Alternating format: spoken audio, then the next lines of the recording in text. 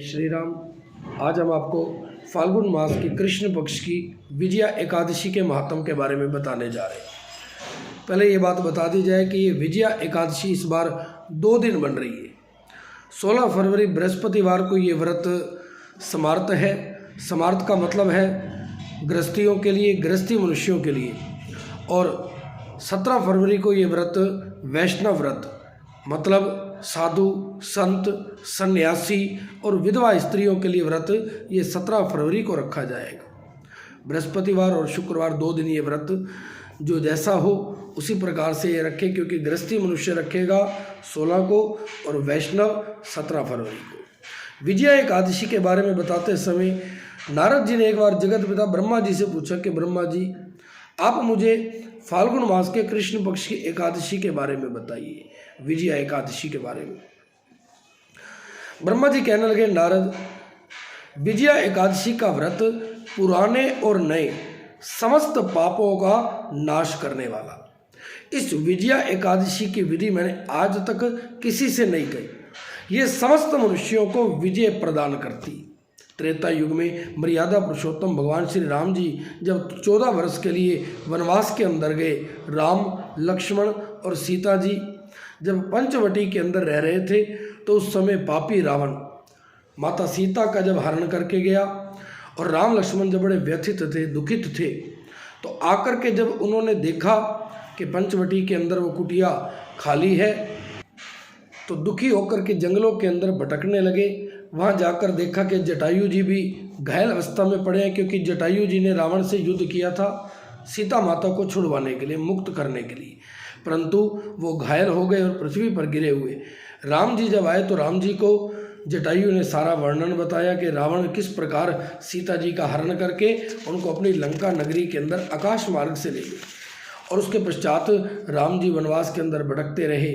सुग्रीव से मित्रता हुई, हनुमान जी से मिले और हनुमान जी ने समुद्र पार करके जब सीता जी का पता लगाकर वापस आए, तो राम जी लक्ष्मण जी सहित और मित्र सुग्रीव के साथ मिलकर के जब सीता को लेने के लिए, मुक्त करवाने के लिए लंका पर जब चढ़ाई करने के लिए प्रस्थान किया, समुद्र किनारे आए तो देखा कि इतना विशाल समुद्र मगरमच्छों से भरा हुआ, इतना भयानक।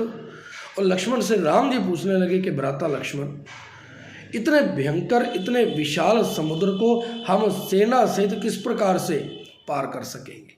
लक्ष्मण जी ने कहा, प्रभु आप चिंतित ना होइए, आप आदि पुरुष पुराण पुरुषोत्तम हो।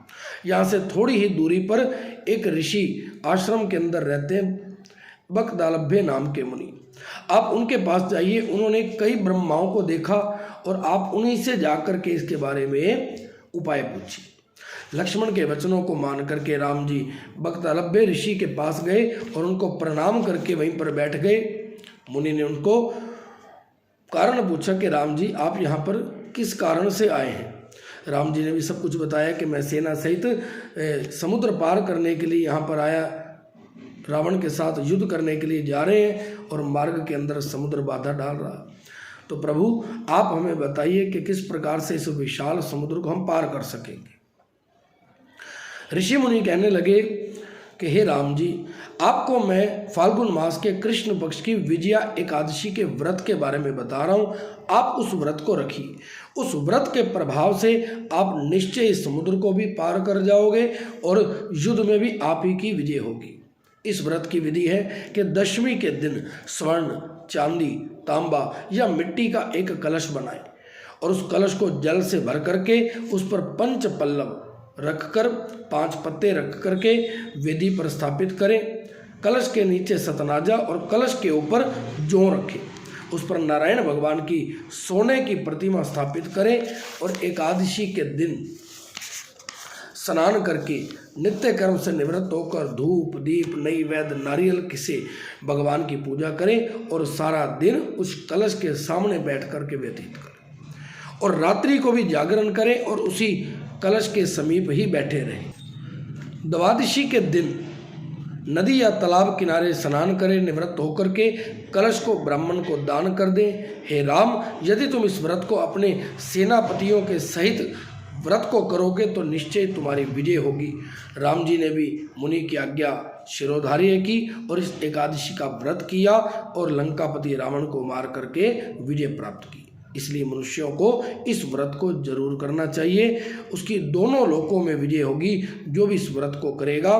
ब्रह्मा जी ने नारद जी से कहा था कि पुत्र, जो इस व्रत का महात्म सुनता भी है उसको भी वाजपेयी यज्ञ के फल प्राप्त होता है। इसीलिए मनुष्यों को एकादशी का व्रत अवश्य रखना चाहिए। जय श्री राम, जय श्री कृष्ण।